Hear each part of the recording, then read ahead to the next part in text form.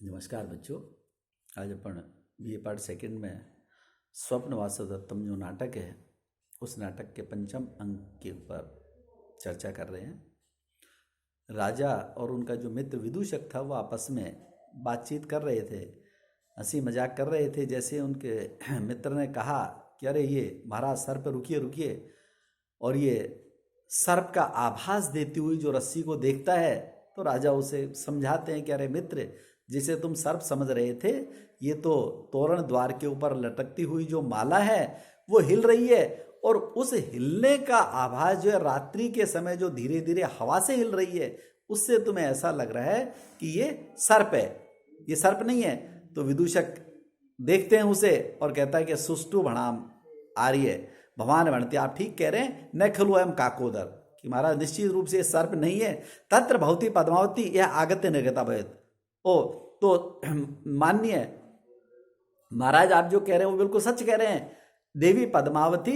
शायद यहाँ आके और चली गई होगी। राजा कहता वैसे अनागत्या भवितव्यम, कि मित्र वो आके नहीं गई। तो विदूषक कहता है कथम भगवान जाना आती, कि भाई महाराज आपको कैसे पता। राजा कहते हैं कि मत्र गेयम, अरे भाई इसमें जानना क्या। पश्य देखो सय्या न अवनता तथा आश्रित समा न व्याकुल प्रच्छदा न क्लिष्टम ही शिरोपधानम एमलम शीर्ष अभिघात औषधि रोगे दृष्टि विलोभनम जनेतुम शोभा ने काचित कृता प्राणी प्राप्य रुजाम पुनर्नय संयम शीघ्रम स्वयं उंचती। कि अगर व्यक्ति बीमार हो और बीमार व्यक्ति अगर सैया के ऊपर लेटा हुआ हो तो स्वयं अपने आप वो उठ के जा नहीं सकता। जब तुमने कहा कि भाई पद्मावती सिर दर्द से पीड़ित है और सिर दर्द वाला व्यक्ति इतनी जल्दी ठीक होके यहां से जा नहीं सकता, क्योंकि इन सारी चीजों को देख के जो हाव भाव है, इन जो आसपास की चीजों को देख के ऐसा लगता नहीं है कि शायद वो आके चली गई। जैसे सैया न अवनता, जो बिस्तर है वो दबा हुआ नहीं है, वो इस प्रकार से बिल्कुल सीधा साफ सुथरा इस प्रकार से बिछा हुआ है, दबा हुआ नहीं है। और तथा आश्रित समान है व्याकुल प्रच्छदा, जो उसके ऊपर चादर है वो बिल्कुल भी सिकड़ी हुई नहीं है, जैसा बिछाया था वैसी की वैसी साफ स्वच्छ है। अगर बीमार व्यक्ति इस पे बैठता, इस पे शयन करता तो बीमारी के कारण बार बार वो इस पे करवट बदलता, बार बार इस पे वो इधर उधर घूमता,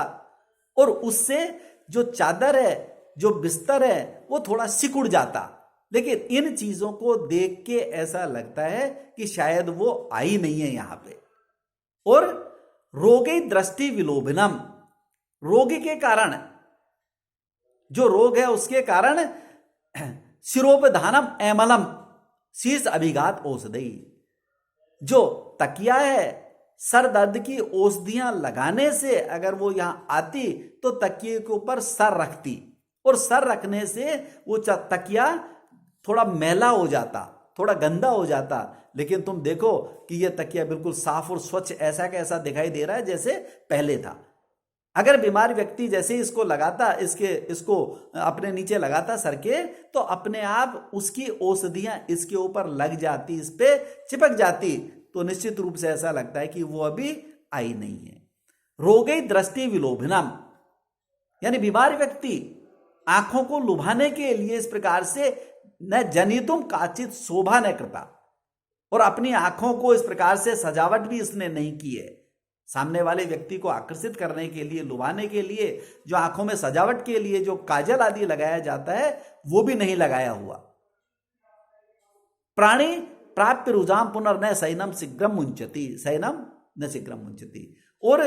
अगर रोगग्रस्त व्यक्ति एक बार सैया को पकड़ लेता है तो तुरंत सैया को बहुत जल्दी नहीं छोड़ता। बीमार व्यक्ति क्या जब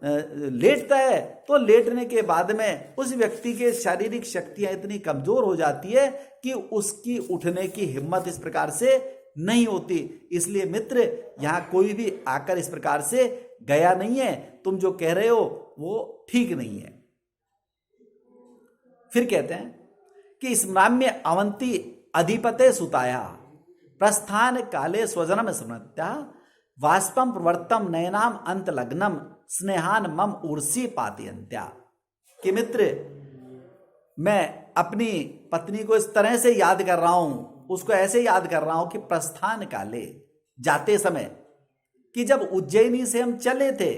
उज्जैनी से जैसे ही वो मेरे साथ चली थी तो स्वजन्म स्मरणत्या,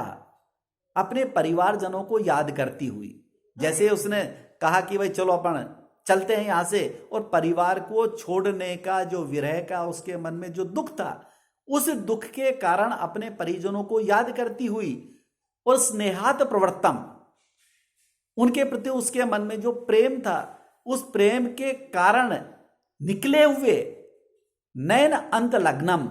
वाष्पम, जो उसके आंखों के कोरों पे लगे हुए जो आंसू थे, वो कहते मम उर्सी पाते अंत्या,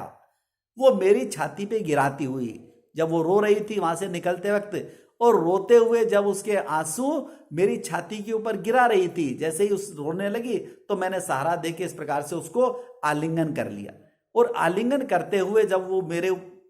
समीप आके रो रही थी तो उसके जो आंसू है वो मेरी छाती के ऊपर इस प्रकार से गिर रहे थे। वो कहते ऐसे उस स्थिति को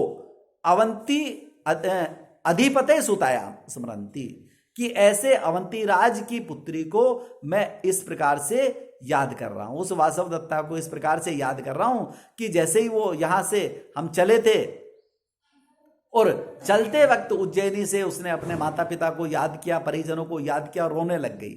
और मैंने उसको जो सहारा दिया, उस सहारा देते हुए जो उस प्रकार से वो रोई थी और रोते हुए आंसुओं को मेरी छाती के ऊपर इस प्रकार से गिरी, उन आंसुओं को गिराया था, वो कहते ऐसे उसको जब मैं याद कर रहा हूं तो इस प्रकार से मित्र मेरी स्थिति थोड़ी इस प्रकार की हो गई है, यानी वापस वो मुझे याद आ गई है। तो अपने आप मेरे मन में एक तरह से जो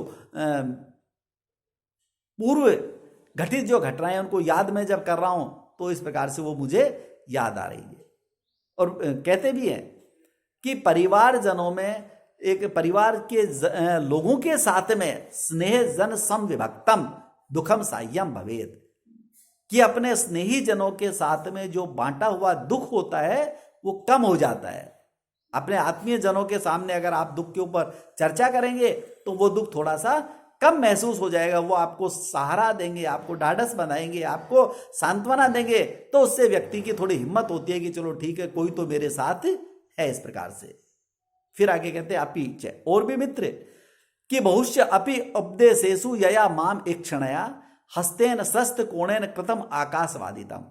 और मित्र वो मुझे देखती हुई, जब मैं उसको वीणा वादन सिखा रहा था तो मेरी ओर देखती हुई, उपदेशेषु माम इक्षमाणया, उपदेश देते हुए मैं उसको जब कुछ बता रहा था तो वो मेरी ओर देखती हुई यया स्रस्त कोणेन हस्तेन बहु से अपि आकाशवादितम कृतम, कि उसके हाथ से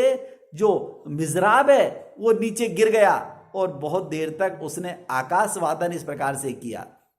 हवा में इस प्रकार से वीणा वादन करती रही, इस प्रकार से वीणा बजाती रही। तो कहते ऐसे उसको याद जब मैं कर रहा हूं तो मित्र वो मेरी पुरानी यादें वापस